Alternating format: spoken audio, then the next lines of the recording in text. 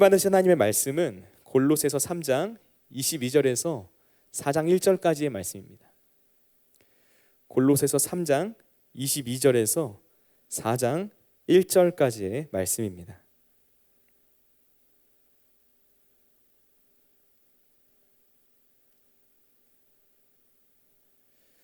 골로새서 3장 22절에서 4장 1절까지의 말씀 다 찾으셨으면 우리 한 목소리로 합독하겠습니다. 종들아, 모든 일에 육신의 상전들에게 순종하되 사람을 기쁘게 하는 자와 같이 눈가림만 하지 말고 오직 주를 두려워하여 성실한 마음으로 하라. 무슨 일을 하든지 마음을 다하여 주께 하듯 하고 사람에게 하듯 하지 말라. 이는 기업의 상을 주께 받을 줄 아나니 너희는 주 그리스도를 섬기느니라. 불의를 행하는 자는 불의의 보응을 받으리니 주는 사람을 외모로 취하심이 없느니라. 상전들아, 의와 공평을 종들에게 베풀지니 너희에게도 하늘에 상전이 계심을 알지어다. 아멘. 우리가 함께 봉독한 골로새서 3장 22절에서 4장 1절까지의 말씀을 근거로 태도가 인생이 된다라는 제목으로 말씀의 은혜를 나누겠습니다. 20세기 최고의 미식축구 감독이라고 불리는 빈스 롬바르디라는 사람이 있는데요. 이 사람은 승률이 10%도 되지 않는 이 그린베이 패커스라는 팀의 감독으로 취임을 해서 1년 만에 승률을 60%까지 끌어올리고 그 이후에도 계속해서 팀을 이끌어서 총 6번 결승에 나가서 5번을 우승하게 되는, 사람들이 소위 이제 기적이라고 말할 정도의 그런 탁월한 리더십을 가지고 있었던 감독으로 전해지고 있습니다. 유진 피터슨이 쓴 이 자유라는 책에 바로 이 20세기 최고의 풋볼 코치로 알려져 있는 빈스 롬바르디에 관한 한 가지 일화가 나오는데요. 한 번은 그 팀이 연습을 하고 있었는데 어떤 선수가 반칙을 했다고 해요. 연습 중에 행한 단 한 번의 반칙이었고요. 사실 대부분의 경우에는 경기 중에 그런 반칙이 일어났다 하더라도 그냥 적당한 수준에서 넘어갈 수 있는 그런 아주 사소한 반칙이었다고 합니다. 그런데 이 빈스 롬바르디는 그 사소해 보이는 반칙을 발견하고 그 선수에게 아주 지나칠 정도로 화를 내면서 이렇게 말하기 시작했다는 거예요. 연습 경기에서 반칙을 하면 실전에서도 반칙을 하게 된다. 실전에서도 반칙을 하면 너의 인생에서도 반칙을 하게 될 거야. 나는 그것을 결코 참을 수 없다.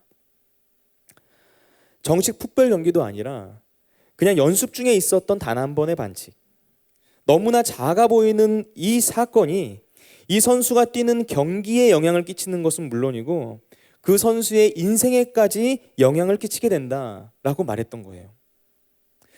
호리천리라는 고사성어가 있죠. 티끌만큼의 아주 조그마한 차이가 천리만큼의 커다란 차이로 벌어지게 된다는 뜻입니다. 여러분, 너무나 사소해 보이는 차이가 우리 인생의 전체를 좌우할 수 있는 아주 큰 차이가 될 수 있어요. 여러분이 지금 이 자리에 나오는 아주 작은 마음가짐, 하나님을 찬양하는 몸짓과 그리고 소리들, 말씀을 듣는 자세, 주님을 향한 기도의 중심들, 때로는 우리에게 너무나 작아 보일 수 있는 하나님을 향한 그 작은 태도의 차이가 하나님께서 우리의 인생을 어떻게 사용할 것인지를 결정짓는 큰 차이가 될 수 있다는 거예요. 우리는 오늘 그런 의식과 생각을 가지고 오늘 말씀을 대했으면 좋겠습니다. 왜냐하면 우리가 사는 이 시대는 내가 믿는 예수님을 마치 일종의 액세서리와 같이 내 삶에 아주 사소하고 그리고 부차적인 것으로 밀어놓을 때가 많기 때문이죠. 그러나 우리가 이런 의식과 생각을 가지고 하나님 앞에 나아갈 때 그 작은 차이가 우리의 삶을 변화시키는 하나님의 능력이 되는 줄로 믿습니다. 오늘 우리가 함께 읽은 이 골로새서 3장 22절부터 4장 1절까지의 말씀은 이 사도 바울 당시의 종과 그리고 상전의 관계, 곧 노예와 주인의 관계가 어떠해야 하는지를 알려주는 말씀입니다. 오늘날로 적용하자면 위계 질서가 존재하는 조직이나 또는 공동체, 직장, 학교 또는 가정과 같은 곳, 그런 곳에서 우리가 어떻게 살아야 하는지에 관한 내용을 말해주는 본문이에요.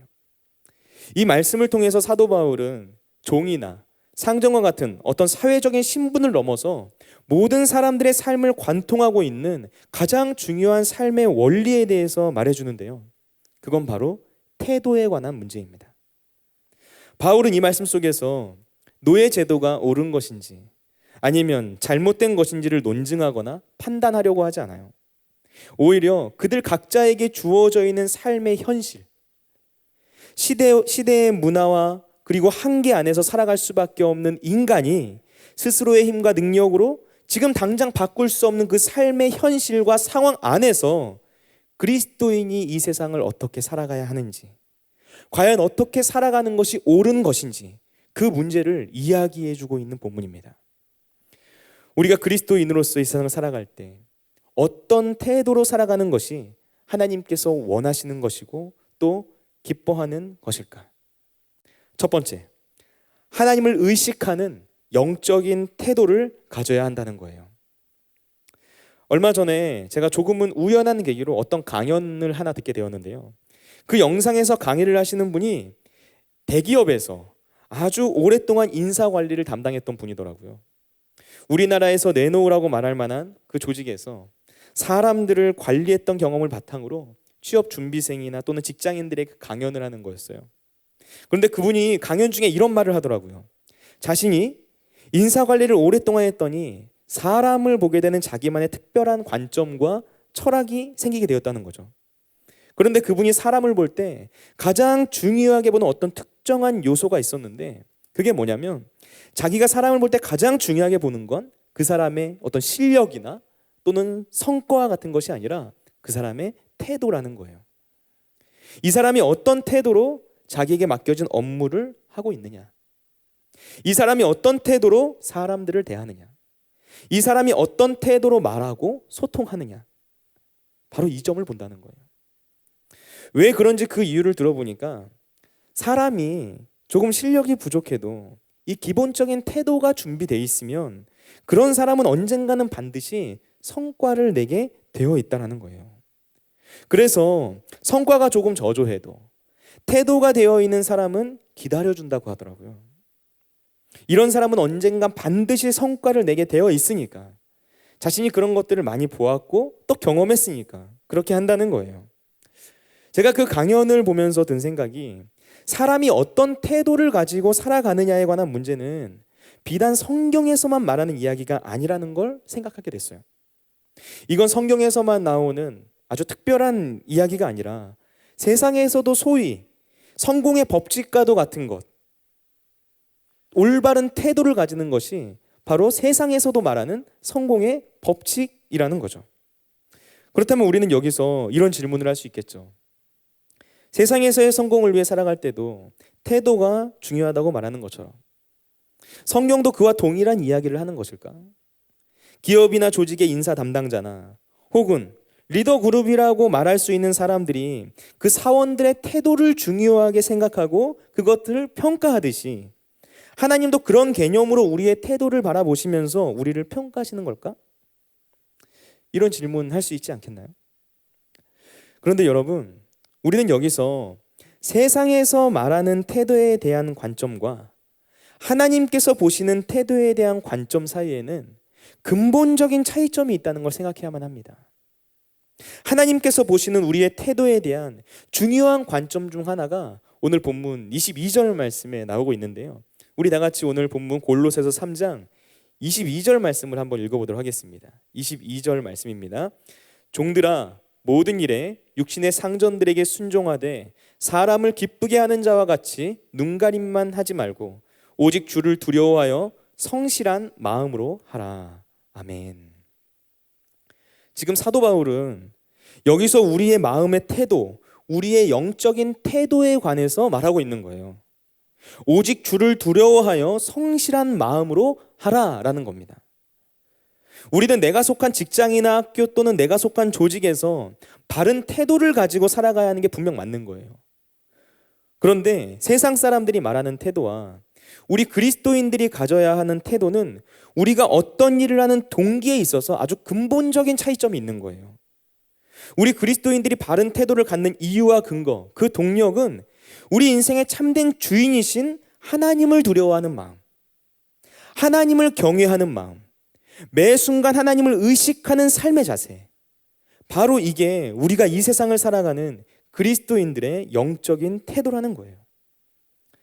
세상 사람들은 내가 성공하고 그리고 성과를 높이기 위해서 그 일을 하고, 혹은 조직 내에서 나에게 강한 영향력을 끼칠 수 있는 권력자에 대한 어떤 두려움들 때문에 그 일을 하지만, 우리 그리스도인들은 어느 곳에서 무슨 일을 하고 있든지 궁극적으로 내가 하나님 앞에서 그 일을 행하고 있다는 의식과 마음으로 그런 일을 한다는 거예요. 직장에서 일을 하든지, 학교에서 공부를 하든지, 가정에서 자녀를 키우든지, 아니면 교회에서 주어진 직분이나 임원, 리더, 우리 예배팀과 같은 그런 사역을 감당하든지, 그곳에서 어떤 사람들과 어떤 질서 안에서 움직인다 하더라도 궁극적으로 내가 하나님 앞에서 그 일을 행하고 있다는 걸 늘 기억해야 한다는 겁니다. 그러니까 하나님께서 보시는 태도란 무엇이냐면, 지금 우리가 어떤 삶의 자리에 있더라도 하나님 앞에서 살아가고 있는가, 사람을 의식하기에 앞서서 궁극적으로 하나님을 의식하고 있는가, 바로 이런 생각, 이런 영적인 태도를 보신다는 거예요. 우리가 이렇게 하나님이 기뻐하실 만한 영적인 태도를 가지고 있는지 아닌지를 알 수 있는 구체적인 증거 중에 하나가, 내가 어떤 일을 할 때 사람의 눈을 의식하면서 적당하게 눈가림으로 하고 있는지, 아니면 늘 한결같은 태도로 주어진 일에 성실하게 임하는지를 보면 알 수가 있어요. 저도 이 목회라는 것을 하다 보니까 이 목회라는 것의 특징이 사람들과 항상 무언가를 하는 거거든요. 그래서 이 다양한 사람들과 항상 어떤 일을 함께 하다 보니까 어떤 사역을 진행하거나 또는 공동의 프로젝트를 진행하면서 제가 경험하면서 깨닫고 또 조금씩 이제 보이게 되는 것들이 있더라고요. 분명 비슷한 상황 가운데서 같은 사역을 하고 있어요. 분명 함께 예배하고 있고 함께 봉사하고 있고 함께 헌신하고 있어요. 그런데 어떤 분들은 사람의 눈을 의식하면서 그냥 적당히 사람의 눈을 가리는 수준으로 맡겨진 일을 하는 사람들이 있어요. 반면에 어떤 사람들은 누군가가 자기 자신을 보든지 보지 않든지 그 일이 아무리 작고 보잘것없는 일이라고 할지라도 늘 한결같은 태도로 주어진 일에 성실하게 임하는 사람들, 그런 사람들이 있더라고요. 그리고 저 역시 저 자신을 돌아보면서 내가 하나님 앞에서 얼렁뚱땅 일하고 있진 않나? 그냥 적당하게 사람들 눈에 티나지 않을 정도로 그렇게 일하고 있진 않나? 그렇게 하나님 일하고 있진 않나? 항상 이런 생각을 합니다. 왜냐하면 제가 그 일들을 통해서 깨닫게 된 게 있기 때문이에요. 그게 뭐냐면요, 예배의 자리에 나오는 한 사람의 그 삶의 단면을 보면 하나님을 향한 그 사람의 일상의 태도를 발견하게 될 때가 있더라고요.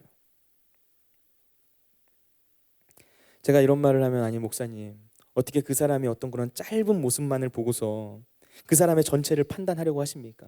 그거 너무 속단하는 거 아닙니까? 성급하고 잘못된 것 아닌가요? 이런 생각 하실 수 있겠는데요. 제가 한 말이 무슨 뜻인지 한번 곰곰이 생각해 보세요. 우리가 하나님이 임재하신다라고 말하는 이 예배의 현장에서 그분의 시선을 의식하면서 예배하지 못하고 그분 앞에서 나의 태도를 올바르게 가지지 못하면서 나아가는 일인데, 어떻게 우리가 이 세상 속에서 하나님을 의식하는 삶의 태도를 가지고 살아갈 수 있다고 말할 수 있을까요? 하나님께서 나에게 맡겨주신 일이 있고 하나님께서 나에게 맡겨주신 사명이 있고 그 사역이 있는데, 근데 그런 것들을 내가 얼렁뚱땅 대충 처리하는데 어떻게 세상 속에서 하나님을 의식하면서 살아갈 수 있겠어요? 내가 지금 하나님 앞에 나아갔다고 스스로 의식하면서 이 예배 현장, 이 예배 자리에 나온 사람이 이곳에서 하는 모든 일들 앞에서 하나님을 경외하거나 하나님을 두려워하지 못하는데, 어떻게 이 세상의 한복판에서 하나님을 경외하고 하나님을 두려워하는 삶을 산다고 말할 수 있나요? 여러분, 지금 하나님 앞에 나와 있는 우리는 바로 이 사실을 기억해야만 해요. 지금 하나님 앞에 나와 있는 나의 영적인 태도는 어떤가? 우리는 하나님이 임재하시는 이 예배 자리에서 얼마나 하나님을 의식하고 하나님을 인식하면서 이 자리에 앉아 있는가. 그리고 우리에게 주어진 일상의 영역에서 우리는 얼마나 하나님을 의식하면서 살아가고 있는가. 지금 여러분은 어떤 부류에 속한 사람입니까? 사람의 눈을 더 의식하는 사람입니까? 아니면 하나님의 시선을 의식하는 사람입니까? 우리는 반드시 이 사실을 기억해야 돼요. 두 번째, 일상의 태도가 인생의 결과를 만든다는 거예요. 우리가 하나님을 의식하는 영적인 태도를 가져야 하는 중요한 이유가 있는데요. 그건 우리가 일상의 영역에서 늘 하나님을 의식하는 태도를 가지고 나아갈 때 바로 거기에 우리 인생의 결과를 결정짓는 근본적인 차이가 생기기 때문이에요. 우리 다 같이 오늘 본문 말씀 23절과 24절 말씀을 한번 읽겠습니다. 23절과 24절 말씀입니다. 무슨 일을 하든지 마음을 다하여 주께 하듯 하고 사람에게 하듯 하지 말라. 이는 기업의 상을 주께 받을 줄 아나니 너희는 주 그리스도를 섬기느니라. 아멘. 이 23절과 24절 말씀에서 사도 바울은 우리가 무슨 일을 하든지 사람에게 한다고 생각하지 말고 하나님께 한다고 생각하라 라고 말하고 있어요. 왜냐하면 우리는 사람을 섬기는 게 아니라 궁극적으로 나에게 주어진 삶의 자리에서 주 예수 그리스도를 섬기기 때문이다 라고 말하고 있는 거예요. 그런데 그 중간에 기업의 상을 주께 받을 줄 아나니 라고 말을 하고 있어요. 우리가 나에게 주어진 삶의 자리에서 내가 섬기거나 함께하고 있는 사람이 어떤 사람이냐라는 그런 사실들을 다 떠나서 늘 마음을 다하고 최선을 다해야 하는 이유는 하나님께서 우리의 삶의 마지막 재판관이 되셔서 우리가 살아간 삶의 내용에 따라서 상을 주시는 분이시기 때문이에요. 우리의 눈에는 지금 당장 내 위에 있는 저 사람이 그 사람이 나를 인정하고 평가하고 나의 자리를 결정지을 수 있는 능력이 있는 것처럼 보이지만 실제적으로는 하나님께서 나를 인정하시고 평가하고 나의 인생의 자리를 결정짓는 능력을 가지고 계시다는 겁니다. 우리의 인생은 사람이 아니라 나의 일상을 지켜보시는 하나님, 바로 그 하나님의 평가로 인해서 내 인생의 결과, 내 인생의 차이가 발생하게 된다는 거예요. 지금 바울이 말하고 있는 이 사실을 가장 잘 보여주는 성경 인물 한 사람을 꼽으라 라고 말한다면 바로 요셉을 말할 수 있어요. 요셉은 아버지 야곱의 사랑을 독차지했었던 아들인데 형들의 질투로 인해서 한순간에 애굽에 팔려가서 노예가 되어버려요. 그리고 애굽의 노예로 있다가 보디발의 아내를 범하려고 했다라는 누명을 뒤집어쓰고 한순간에 죄수의 신분으로 감옥에 갇히게 됩니다. 희망찬 미래를 향해서 그 인생에 끝없이 앞으로 전진해 나가야만 하는 그 청년의 시기에 끝이 보이지 않는 바닥을 향해서 계속해서 추락하는 상황과 환경에 처하게 되었던 사람이 바로 이 요셉이라는 사람이에요. 그런데 이 요셉의 이야기 속에서 굉장히 특별한 점이 있죠. 그건 그가 애굽의 노예로 팔려가든 아니면 죄수의 신분으로 감옥에 갇히게 되든 그는 그곳에서 인정받고 칭찬받고 쓰임받는 사람이 되었다는 거예요. 성경의 표현을 고스란히 말하면 하나님께서 그를 형통하게 하신 거죠. 대부분의 사람들이 만약 이 요셉과 같은 상황에 놓이게 된다면 자신의 인생의 그 상황들, 환경들, 자신의 신세를 비관하고 한탄하면서 원망하고 불평하면서 끊임없는 낙심과 그리고 좌절에 빠지게 될 거예요. 그런데 요셉은 그렇지 않았어요. 그는 어느 곳에서 어떤 일을 하든지 사람이 보든지 아니면 그 누가 보지 않든지 최선을 다하는 삶을 살아가는 거예요. 보디발 장군의 집에 노예로 있을 때 자기가 있는 그 삶의 자리에서 무슨 일을 하든지 최선을 다하는 거예요. 여러분 한번 생각해 보세요. 노예가 아무리 열심히 산다고 한들 그 자신에게 돌아오는 것이 있나요? 하나도 없어요. 열심히 하나, 열심히 하지 않으나 어차피 노예는 그냥 노예일 뿐이에요. 그냥 적당히 쓰다가 다 다르면 버려버리면 되는, 그렇게 주인의 도구로 소모되는 인생이었다고요. 그런데 요셉은 그럼에도 불구하고 그 삶의 자리에서 내가 할 수 있는 최선의 일을 다했고요. 그랬기 때문에 보디발 장군이 자기 집의 가정 총무로 요셉이라는 사람을 세우게 되었던 거예요. 요셉이 누명을 쓰고 애굽의 감옥에 갇혀 있을 때는 어떤가요? 요셉이 갇혀 있었던 그 감옥에는 애굽 왕의 최측근이었던 두 사람, 술 맡은 관원장과 그리고 떡 굽는 관원장이 함께 있었어요. 그런데 성경을 보면 그때 요셉이 그 사람들의 얼굴에 근심이 있는 모습을 보면서 그 이유를 묻고 그들의 처지와 고민을 듣고 상담해 주는 모습이 나와요. 상식적으로 생각해 보면 요셉은 지금 다른 사람들의 처지와 고민을 들어줄 만한 상황에 있었던 사람이 아니에요. 자기도 너무나 억울한 그 누명을 뒤집어 쓰고 감옥에 오게 된 사람이었다고요.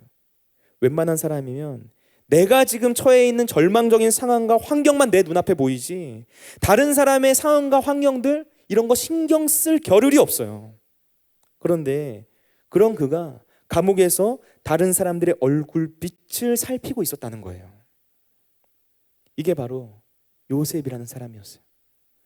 그가 그렇게 산다고 해서 자신에게 돌아오는 것 아무것도 없어요. 내가 열심히 산다고 해서 감옥 밖으로 나갈 수 있었던 게 아니었다고요. 그럼에도 불구하고 요셉은 자신의 삶의 자리에서 어떤 일을 하든지 누구를 만나든지 최선을 다하는 진실한 삶의 태도를 가지고 살아갔던 거죠. 요셉이 그렇게 최선을 다해서 살 수 있었던 이유가 무엇이었을까요? 나는 언제나 어디에서나 하나님 앞에 서 있다라는 그런 생각, 코람돼요. 보디발의 아내가 요셉을 유혹할 때 내가 어찌 이 큰 악을 행하여 하나님께 죄를 지으리까 말했었던 거. 자기 앞에 찾아왔던 그 삶의 유혹을 뿌리쳤었던 그 모습. 요셉은 내가 늘 하나님 앞에 서 있다라는 그런 생각으로 최선을 다해서 살아갔고요. 하나님께서는 바로 이런 요셉의 모습을 보셨던 거예요. 세상은 이런 삶을 살아가고 있는 요셉에게 합당한 보상을 하지 않았어요. 하지만 하나님께서는 이런 요셉의 모습을 보시고 그의 인생의 길을 아주 섬세하게 인도하시면서 하나님 나라의 구원 역사에 쓰임받는 인생으로 궁극적으로 합당한 보상을 해주셨다는 거예요. 요셉의 인생에 결과를 만든 가장 결정적인 것은 그의 일상의 영적인 태도였죠. 지금 나를 지배하고 있는 상황과 환경과 사람이 어떠하든 내 인생의 모든 걸음 가운데서 하나님의 뜻과 계획이 있다는 사실을 믿고 매 순간 하나님을 의식하면서 살아가는 영적인 태도를 가졌던 거예요. 내가 할 수 있는 것이 아무것도 없어 보이는 그런 일상 속에서도 지금 나와 함께 하신 하나님을 바라보는 그런 믿음을 가지는 거예요. 지금 나의 눈에 내가 처한 현실이 어떻게 보이든지 그런 걸 상관하지 않고 나에게 주어진 이 하루가 하나님의 은혜이자 선물이자 그리고 계획이라는 사실을 믿으면서 최선을 다하는 거예요. 여러분, 이게 바로 하나님을 경외하는 사람의 모습입니다. 그리고 하나님은 바로 이런 인생들을 찾으시고 그런 사람들의 인생의 결과를 만들어주시는 분이세요. 여러분, 일상의 태도가 인생의 결과를 만듭니다. 내 삶의 처지와 환경이 어떠하든 이 사실을 절대로 잊지 마세요. 그리고 끝까지 최선을 다하세요. 하나님께서 바로 그런 인생들을 들어서 사용하시고 또 승리하게 하시는 분이시기 때문입니다. 세 번째, 주님을 따르는 태도가 리더를 만든다는 거예요. 우리 다 같이 오늘 본문 말씀 골로새서 4장 1절 말씀을 읽어보도록 하겠습니다. 골로새서 4장 1절 말씀입니다. 상전들아, 의와 공평을 종들에게 베풀지니 너희에게도 하늘의 상전이 계심을 알지어다. 아멘. 이 골로새서 4장 1절 말씀은 이 노예가 아니라 주인들이 가져야 하는 태도를 말해주고 있어요. 주인들은 노예들을 대할 때 정당하고 공평하게 대해야 한다는 거예요. 왜냐하면 이 땅에서 리더의 역할을 감당하고 있는 사람이라고 할지라도 결국에는 하늘에 계신 리더, 곧 우리 인생의 진정한 주인이신 하나님이 계시기 때문이라는 거죠. 그런데 우리가 이 말씀을 읽을 때 이런 생각을 하게 될 수 있죠. 청년의 때에는 주인의 자리, 그러니까 어떤 리더의 자리에 서게 될 일이 많지 않은데 이건 나에게 해당되지 않는 이야기가 아닐까? 뭐 이런 생각할 수 있을 거예요. 그리고 사실 대부분의 사람들의 삶 전체를 보았을 때에도 우리가 어떤 조직의 리더로 살아가게 되는 시간보다 팔로워로 살아가는 시간이 훨씬 더 길어 보이는 것도 사실입니다. 그래서 이 말씀이 나에게 크게 와닿지 않는 분들이 계실 수 있어요. 그러나 우리가 이 말씀을 한 번 더 곱씹어서 생각해 보면 사실 이건 우리가 먼 장래에 내가 리더의 자리에 올라가게 되었을 때 생각하고 고민해야 할 문제가 아니라 바로 지금부터, 이 청년의 때부터 생각하면서 준비하고 결단해야만 하는 삶의 태도라는 사실을 알 수가 있어요. 미국의 육군사관학교에서는 이 생도들을 교육할 때 리더가 되기 이전에 먼저 팔로워가 되라 라는 걸 가장 먼저 가르친다고 합니다. 자기에게 맡겨진 임무들을 성실하게 수행하고 그리고 그것을 기꺼이 책임지면서 그 조직에 봉사하려고 하는 훌륭한 팔로워가 되었을 때 그 사람이 진정한 리더가 될 수 있다는 거예요. 어떤 직책이나 권위로 리더십이 부여되었기 때문에 리더가 되는 게 아니라 먼저 동료들로부터 인정을 받게 되면서 그 사람에게 자연스럽게 리더십이 주어진다는 거죠. 그리고 그렇게 해서 실제로 리더가 된 사람들이 그 신뢰를 바탕으로 동료들을 훌륭하게 리드할 수 있다는 거예요. 그래서 흔히 이런 말들을 하죠. 훌륭한 리더가 되고 싶다면 먼저 훌륭한 팔로워가 되어야 한다. 여러분, 우리는 내가 이 세상에 속하게 된 어떤 조직에서 팔로워의 자리에 있든지 아니면 리더의 자리에 있든지 그것과 상관없이 내가 언제나 하나님을 향한 팔로워의 자리에 있다는 사람인 걸 절대로 잊어서는 안 돼요. 내가 이 세상에서 어떤 직급과 위치에 있든지 내 위에는 언제나 주님이 계시고 나는 그 주님을 따르는 존재라는 사실을 잊어서는 안 된다는 거예요. 이것이 바로 우리의 정체성입니다. 그런데 더 놀라운 건 우리가 따르는 예수님, 우리가 본받아야 하는 그 예수님은 스스로 낮아지심으로써 온 우주의 왕이 되셨다는 거예요. 주님께서 먼저 우리를 섬겨주시는 이 섬김의 본을 보이셔서 우리의 리더가 되어주셨다는 거예요. 어느 날 예수님의 제자들 사이에서 다툼이 일어났죠. 주님의 나라가 이 땅에 이루어질 때 예수님의 좌편과 우편에 누가 앉을 것인지를 놓고 제자들 간에 싸움이 일어난 거예요. 그런데 그때 예수님이 제자들을 향해서 이렇게 말씀하십니다. 너희 중에 누구든지 크고자 하는 자는 너희를 섬기는 자가 되어야 한다. 너희 중에 누구든지 으뜸이 되고자 하는 자는 너희의 종이 되어야 한다. 바로 이게 예수님께서 알려주신 하나님 나라의 리더십이에요. 우리가 그리스도인으로서 이 세상을 살아가면서 어떤 자리에 있든지 잊지 말아야 할 너무나도 분명한 삶의 태도입니다. 철학자 아리스토텔레스는 이런 말을 했습니다. 남을 따르는 법을 알지 못하는 사람은 좋은 지도자가 될 수 없다. 저는 이 말에다가 한 가지 사실을 더 추가하고 싶어요. 주님을 따르는 법을 알지 못하는 사람은 좋은 지도자가 될 수 없다. 결국 우리는 주님을 따르는 인생이라는 거예요. 우리는 주님을 본받아야 하는 인생입니다. 우리 인생의 성공과 실패는 세상에서의 업적과 성과, 사람들의 인정과 칭찬에 달려있는 게 아니라 결국 하나님의 손에 달려있는 거예요. 하나님의 평가, 하나님의 관점이 우리 인생의 성공과 실패를 규정한다는 거죠. 결국 하나님의 손에 달려있는 우리의 인생에게 있어서 가장 중요한 것은 하나님을 향한 우리의 태도라는 거예요. 하나님을 향한 나의 진실한 태도.